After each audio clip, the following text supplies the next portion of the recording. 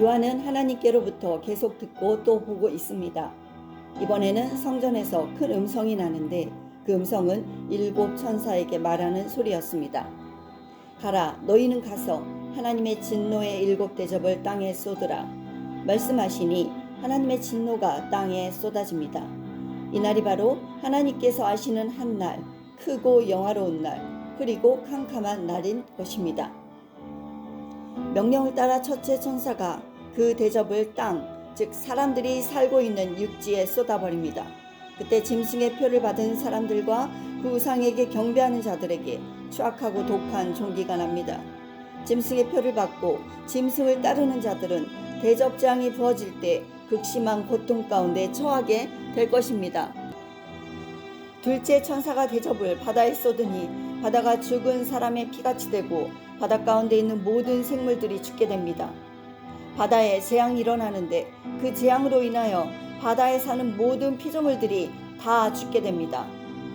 나팔 재앙으로 바다의 물고기들이 죽어가고 점점 증가되어 분노의 대접이 부어질 때 다 죽게 되는 것입니다. 이제 셋째 천사가 그 대접을 강과 물들의 근원에 쏟으니 그 물들이 피가 되어 먹을 수 없는 물이 됩니다. 심각한 물의 부족 현상으로 사람들이 죽게 될 것입니다. 그때 요한은 물을 차지한 천사가 말하는 것을 들었습니다.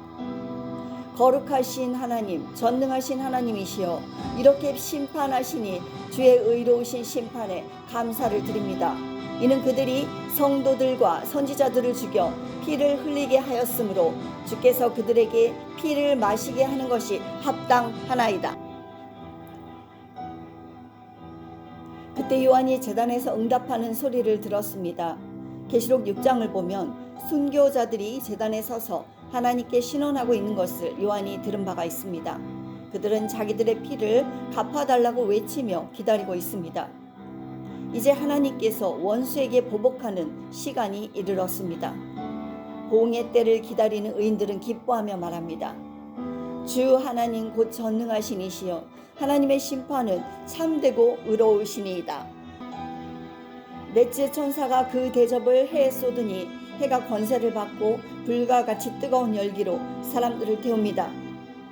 해는 더 이상 세상과 그곳에 있는 사람들을 유익하게 하지 못하고 심각한 해를 가하고 있습니다. 사람들이 강력한 열기로 인하여 태워지니 하나님의 이름을 비방합니다. 하나님이 이러한 재앙들을 행하는 권세를 가지셨으므로 심판주를 향하여 욕하고 회개하지 아니하며 주께 영광을 돌리지 아니합니다.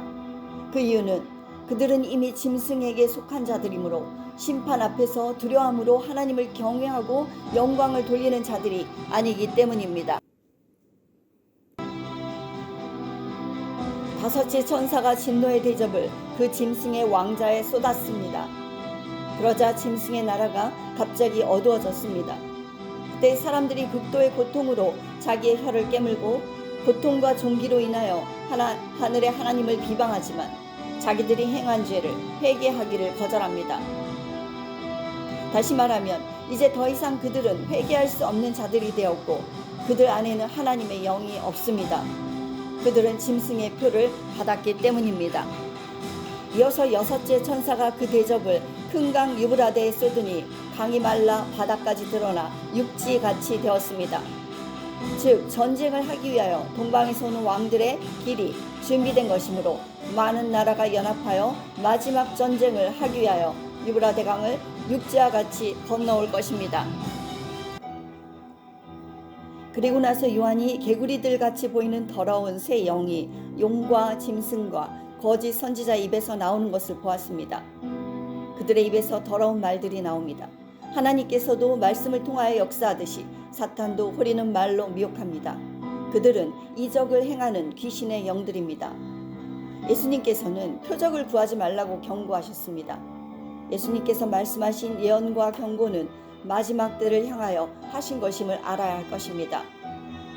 악하고 음란한 세대, 즉 타락하고 부패한 세대가 표적을 구할 것이라고 하셨고 사탄은 이적을 행함으로 많은 사람들을 미혹할 것입니다. 이적을 행하여 세상의 왕들을 놀라게 하고 그들을 따르게 하여 전쟁을 부추길 것입니다. 그 전쟁은 전능하신 하나님의 큰 날에 있을 전쟁이고 그 전쟁을 위하여 왕들을 모을 것입니다. 예수님께서 경고하십니다.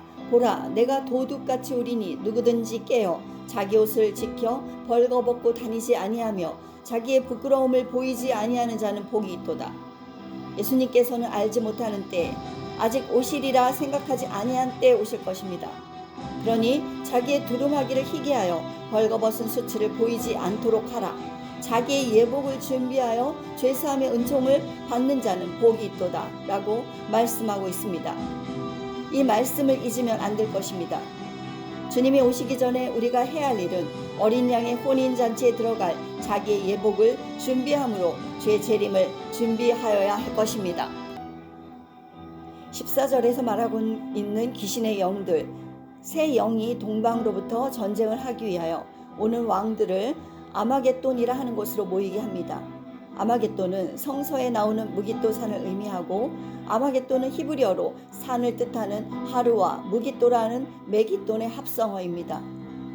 무깃도에서는 늘 전쟁이 일어났기 때문에 언제나 전쟁터가 되었고 그것은 예로부터 전쟁의 상징으로 여겨져 왔습니다. 일곱째 천사가 그의 대접을 공중에 쏟아버립니다. 그때 하늘의 성전에서 보좌로부터 음성이 나서 말하기를 다 되었다 하십니다. 하나님의 심판이 다 쏟아 부어졌습니다. 그때 번개와 음성들과 우레소리가 있고 심각한 지진이 일어나게 됩니다. 그 지진은 얼마나 큰지 창세 이래로 이 같은 지진이 없었더라고 말씀하고 있습니다.